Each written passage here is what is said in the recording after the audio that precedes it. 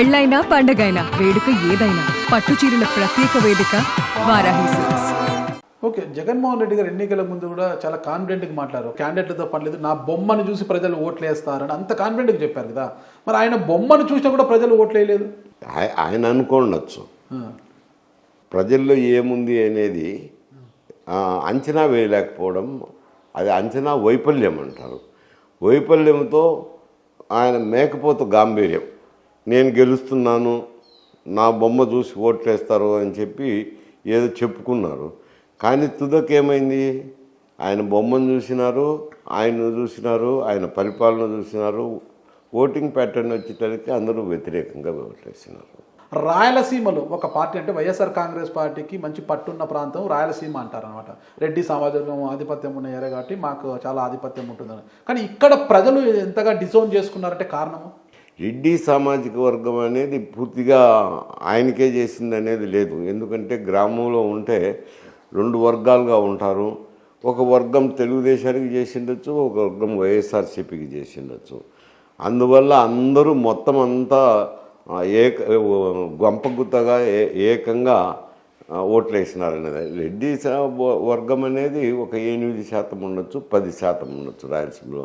మిగతా కులాలు కూడా ఉన్నాయి కదా, వాళ్ళందరూ కూడా ఓట్లు వేయాలి కదా. రాయలసీమ ప్రజలు ఎందుకు డిజోన్ చేసుకున్నారు? అసలు రాయలసీమకి ఏం చేసినారని ఆయన రాయలసీమ ప్రజలు డిజోన్ చేయడానికి కానీ పెట్టడానికి. అప్పుడు వచ్చిన ఎలక్షన్లలో కూడా అన్ని ప్రాంతాల్లో, గోదావరి జిల్లాలో రిజల్ట్ ఎట్టు వచ్చినాయో, నెల్లూరు జిల్లాలో రిజల్ట్ ఎట్టు వచ్చినాయో, శ్రీకాకుళం విజయనగరంలో రిజల్ట్ ఏ విధంగా వచ్చినాయో, రాయలసీమలో కూడా అదే విధంగా వచ్చినాయి రిజల్ట్. అప్పుడు చంద్రబాబు నాయుడుకి వ్యతిరేకంగా ఈయనకు ఓట్లు వేశారు. ఎందుకంటే నన్ను ఒక మారు చూడండి, నన్ను ఒక మారు చూడండి అని ఆయన పాదయాత్రలు చేయడం అయితేనేమి, బస్ యాత్రలు చేయడం అయితేనేమి, తిరగడం అయితేనేమి, ప్రజలకు నేను వస్తే మీకు సుపరిపాలన అందిస్తారని చెప్పినారు, నమ్మినారు. చూద్దాం, ఈయన్ని ఒక మారు చూద్దామని ఓట్లు వేసి గెలిపించినారు. కానీ తుదకొచ్చేసరికి ఏం జరగలేదు అనేది వచ్చింది. అది ఓకే, మొత్తం మీద జగన్మోహన్ రెడ్డి గారి యొక్క అడ్మినిస్ట్రేషన్ వైఫల్యం వల్లే ఓటమికి బలమైన కారణాలు అంటారు. ఇది జగన్ వల్ల, జగన్ వల్ల అంతే. జగన్ బొమ్మ కూడా పనిచేయలేదు. అది ఎందుకు అని అన్నానంటే, ఈ రీజనల్ పార్టీస్ వచ్చినాక మొత్తం అంతా సీఎం కన్సర్న్లలోనే జరుగుతుంది. సీఎం ఏం ఆదేశాలు ఇస్తారో దాన్ని బట్టే ప్రభుత్వం నడుస్తుంది. కాబట్టి గెలుపైనా ఓటమైనా అన్నిటికీ కారణం సీఎంఏ అవుతుంది. అంటే ఆయన జగన్మోహన్ రెడ్డి గారు అనుకోవచ్చు. సార్, మీరు చాలా సీనియర్ నాయకుడు, కడప జిల్లా వాసిగా సార్. మీరు గతం నుంచి మనము తీసుకుంటే రాజశేఖర రెడ్డి గారు ఉన్నప్పుడు, మీరంతా ఉన్నప్పుడు ఒక్కొక్క సందర్భంలో టీడీపీ పైచేయి సాధించిన, ఎక్కువ సందర్భాల్లో కాంగ్రెస్ పార్టీ పైచేయి సాధించింది కడప జిల్లా వరకు, ఉమ్మడి కడప జిల్లా వరకు. ఆ తర్వాత జగన్మోహన్ రెడ్డి గారు పార్టీ పెట్టింది 2014లో కావచ్చు, 2019లో కావచ్చు, వైఎస్ఆర్ కాంగ్రెస్ పెడితే హవా సాగింది. కానీ ఉమ్మడి కడప జిల్లాలో కేవలం రాజంపేట, బద్వేల్, పులివెందుల 3 స్థానాలకే వైఎస్ఆర్ కాంగ్రెస్ పార్టీ పరిమితమైందంటే, కానీ కడప జిల్లా వాసులు కూడా ఎందుకు కాదనుకున్నారు జగన్మోహన్ రెడ్డి గారు? ఏం కడప జిల్లా కంటే కడప జిల్లాకి ఏం చేసినారని, కడప జిల్లాకి ఏం సంబంధం అని మీరు అడుగుతున్నారు? కడపకి ఏం చేసినారు చెప్పండి? ఏం చేయలేదు కదా.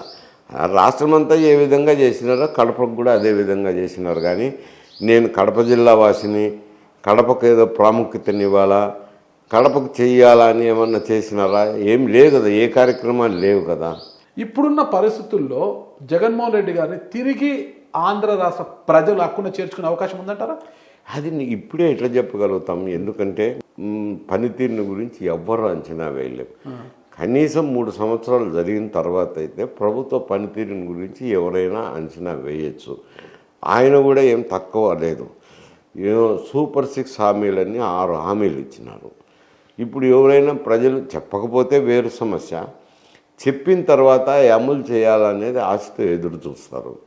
కానీ ఒక పక్క చూస్తే రాష్ట్ర ఆదాయాలు పెరగవు. గతంలో ఏమున్నాయో ఇప్పుడు అంతే ఉంటుంది, అవి పెరిగేదానికి లేదు.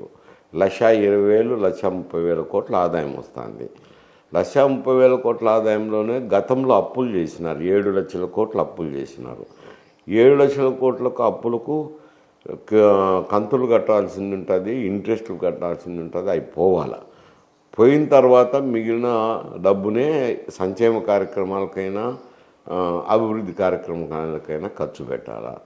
కాకపోతే ఇప్పుడు వీళ్ళు ఇచ్చిన హామీలకే నెరవేర్చడానికే బుటాబుటిగా డబ్బులు సరిపోతాయి. అది కూడా పూర్తిగా డబ్బులు చాలా అప్పులు చేయాల్సింది ఉంటుంది. ఈ 6 హామీలు అమలు చేయాలంటే మళ్ళీ అప్పులు చేయాల్సింది వచ్చింది. అప్పులు అని అంటే రాష్ట్రం నుంచి వచ్చిన ఆదాయము వడ్డీలకు కట్టినే సరిపోతుంది. అందువల్ల ఈ ప్రభుత్వము వాళ్ళు ప్రజలు వేచి చూసేది, వచ్చినారు 3 మాసాలు అయింది కాబట్టి ఏమనరు. ఇంతలోనే వరదలు రావడము, ఆ వరదల్లో ఏదో సహాయక చర్యలు ఈ కార్యక్రమాల్లో ఉన్నారు. ఒక 2 సంవత్సరాలు అయితే ఈ కార్యక్రమాలు ఎలా అమలు చేస్తారు, ఈ అమల్లోకి వచ్చినాయా లేదా అని చూస్తారు. ప్రస్తుత డిప్యూటీ సీఎం పంచాయతీరాజ్ శాఖ మంత్రి పవన్ కళ్యాణ్ గారు, అంటే జనసేన అధ్యక్షుడు పవన్ కళ్యాణ్ చెప్పారు, మెడలు వంచి నేను పని చేయిస్తాను అని చెప్పారు కదా. మరి ఆయన ఉన్నారు కదా, కూటమిలో ఆయన ఉన్నారు కదా, ఖచ్చితంగా చేయిస్తారేమో. అవును, ఆయన ఎవరు మెడలు వంచుతానన్నారు? మీరు ఆ స్టేట్మెంట్ అది జనరల్గా ఉంది. మెడలు వంచి పని చేయిస్తాను అని అంటే వాళ్ళ యొక్క శాఖలో ఆయనకు సంబంధించిన సిబ్బందితో పని చేయిస్తానని, కానీ మిగతా వాళ్ళ మెడలు ఎట్లా వంచుతారు? రాజకీయ నాయకులది మంత్రులు ఉంటారు క్యాబినెట్లో, ఆయనతో పాటు అందరూ సమానస్తులే కదా. క్యాబినెట్ అయినాక ఈక్వల్ ర్యాంకే అవుతుంది. కానీ ఇతర మంత్రులు మెడలు వంచలేరు, ఇతర శాఖల అధికారుల మెడలు వంచలేరు. ఆయన శాఖకు సంబంధించిన వారిని మెడలు వంచి పని చేయించవచ్చు. ఇక్కడ రెండోది ఏమిట్రా అనంటే, ఆయన జనసేన పార్టీ పెట్టాడు. సరే, తర్వాత కాపులు కూడా బాగానే సైజబుల్ సెక్షన్ ఉన్నారు. ఇది గోదావరి జిల్లాల్లో కానీ, కృష్ణా గుంటూరు జిల్లాలో కానీ, ఉత్తరాంధ్రలో కానీ ఉన్నారు. కాబట్టి ఆయన కలవడం అయితేనేమి, కూటమి ఏర్పాటు చేయడానికి కూడా ప్రథమ కారకుడైనాడు.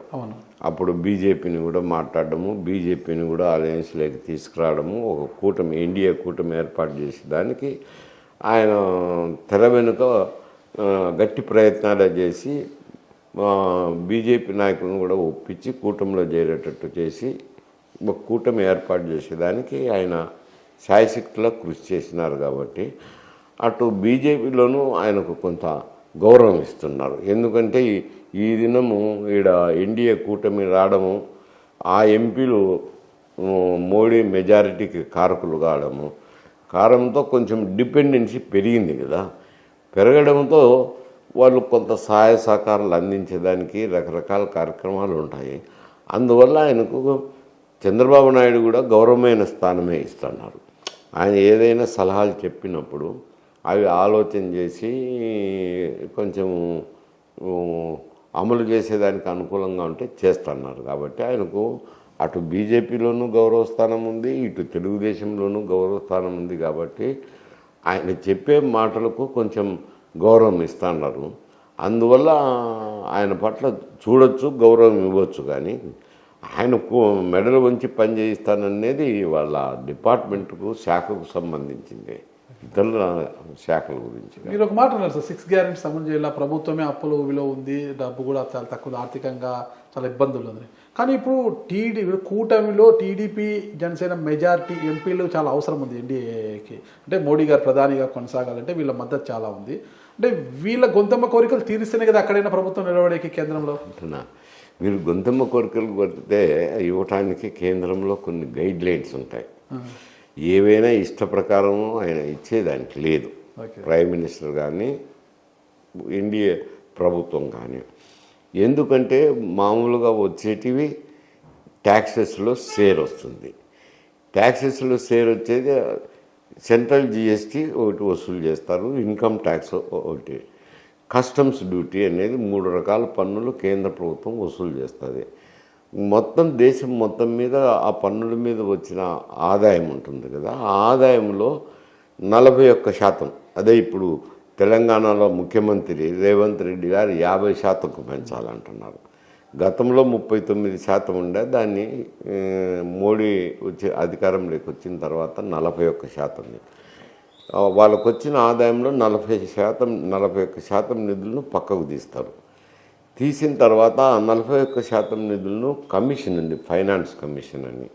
ఆ ఫైనాన్స్ కమిషను రాష్ట్రాలకు నిధులు కేటాయిస్తుంటారు. ఏ రాష్ట్రానికి ఎంత అది నిర్ణయించేదానికి కూడా కొన్ని మార్గదర్శకాలు ఉన్నాయి. సుమన్ టీవీలో మీ పర్సనల్ అండ్ బిజినెస్ ప్రమోషన్స్ కోసం కింది నెంబర్కి కాంటాక్ట్ చేయండి.